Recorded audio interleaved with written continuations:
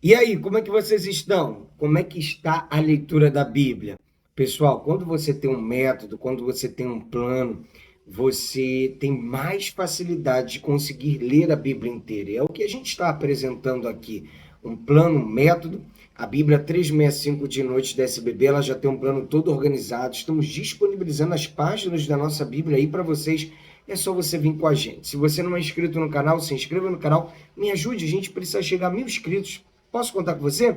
Se inscreva no canal, dá o like também, e compartilhe para os seus contatos e grupos. Está chegando novo? Segue daqui para frente, as leituras que já passaram, vai atualizando aos pouquinhos. Nós temos uma playlist aqui no nosso canal, Leitura Anual Bíblica, entra nela e vai atualizando aos poucos, tá bom? Vamos à leitura de hoje. Dia 312, nós vamos ler Ezequiel 17, Salmo 109 e Lucas capítulo 20, a partir do verso 27. Ezequiel 17.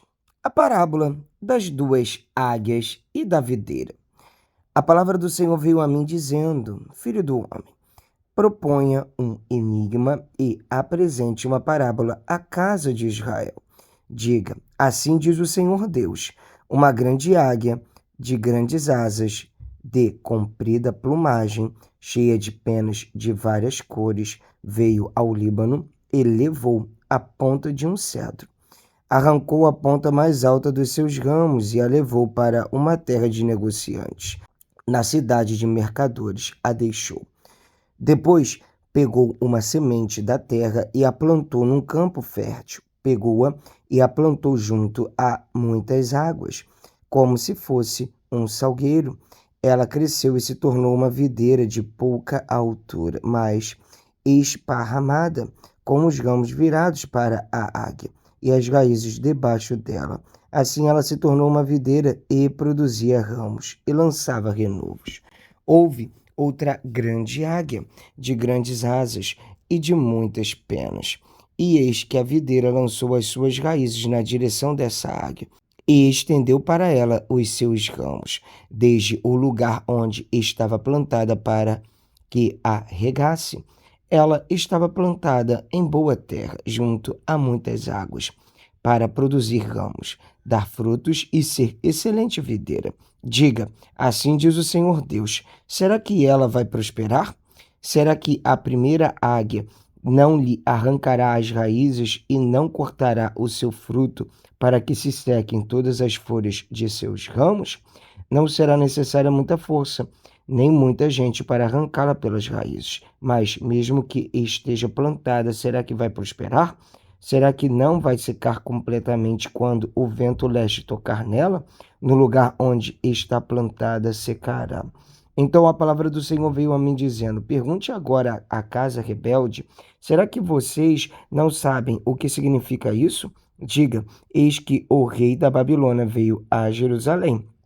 Pegou o seu rei e os seus príncipes e os levou consigo à Babilônia. E escolheu um membro da família real, fez aliança com ele e tomou dele juramento. Levou os poderosos da terra para que o reino ficasse humilhado e não se levantasse, mas guardando a sua aliança, pudesse subsistir.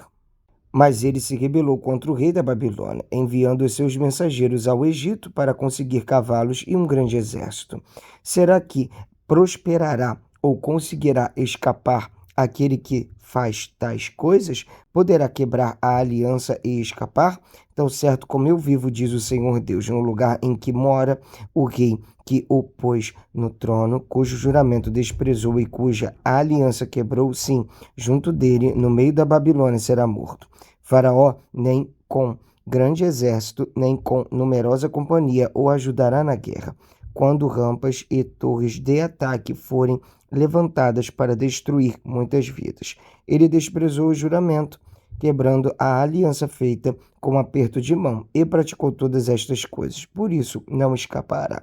Portanto, assim diz o Senhor Deus: tão certo como eu vivo, o meu juramento que ele desprezou e a minha aliança que ele quebrou, isso farei recair sobre a sua cabeça. Estenderei sobre ele a minha rede e ficará preso nas minhas malhas. Eu o levarei para a Babilônia e ali entrarei em juízo com ele por causa da rebeldia que praticou contra mim. Todos os seus fugitivos, com todas as suas roupas, cairão à espada, e os que restarem estarão espalhados aos quatro ventos. Então vocês saberão que eu, o Senhor, falei.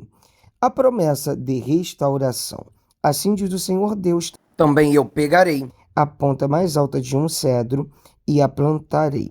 Do principal dos seus ramos cortarei o renovo mais tenro, e eu mesmo o plantarei sobre um monte alto e sublime, no monte alto de Israel. O plantarei, ele produzirá ramos, dará frutos e se tornará um cedro excelente. Debaixo dele viverão pássaros de todo tipo. À sombra dos seus ramos se aninharão aves de toda espécie. Todas as árvores do campo saberão que eu, o Senhor, derrubo a árvore alta e elevo a baixa, seco a árvore verde e faço reverdecer a seca. Eu, o Senhor, falei e eu o cumprirei.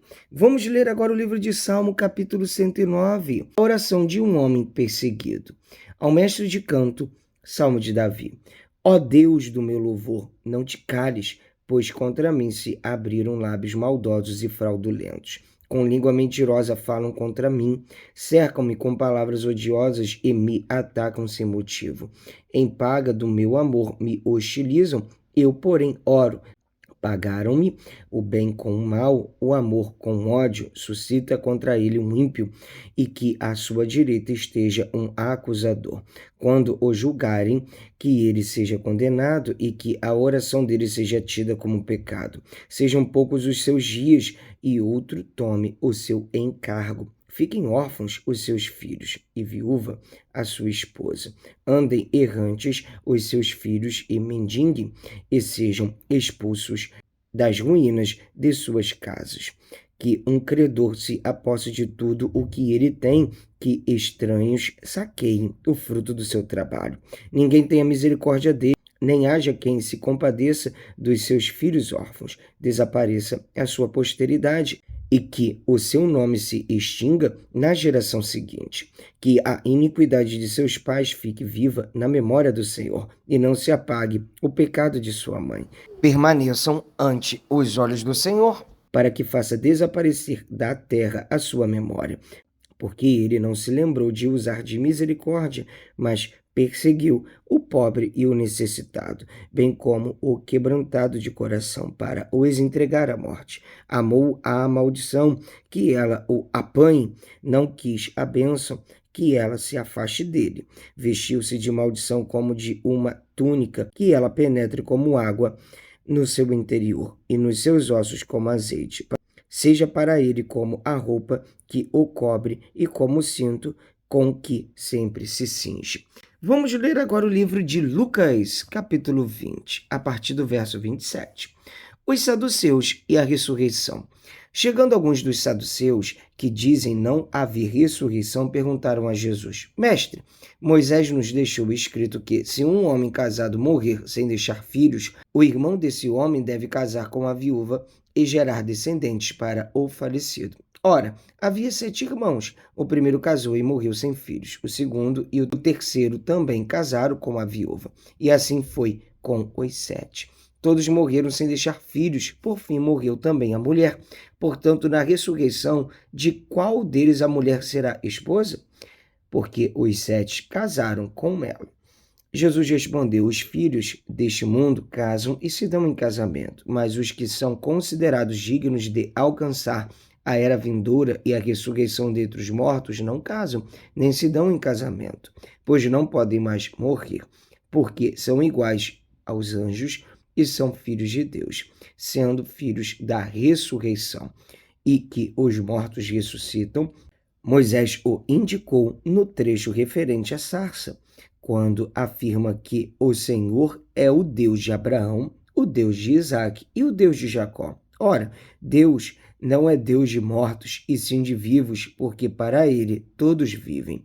Então alguns dos escribas disseram: boa resposta, mestre, e não ousaram mais fazer perguntas a Jesus.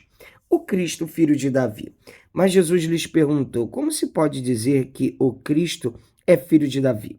Pois o próprio Davi afirma no livro dos Salmos: disse o Senhor ao meu Senhor: sente-se à minha direita, até que eu ponha os seus inimigos por estrado dos seus pés. Portanto, Davi o chama de Senhor.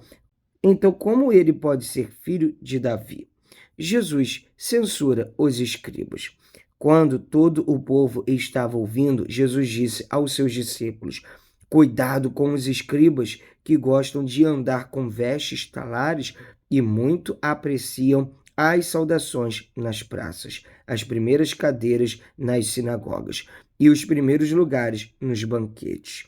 Eles devoram as casas das viúvas e, para o justificar, fazem longas orações. Estes sofrerão juízo muito mais severo. Graças a Deus, mais um dia de leitura bíblica concluída. Até aqui nos ajudou o Senhor. Vamos avançando de passo em passo, de fé em fé. Te espero aqui amanhã. Um abraço. Para cima!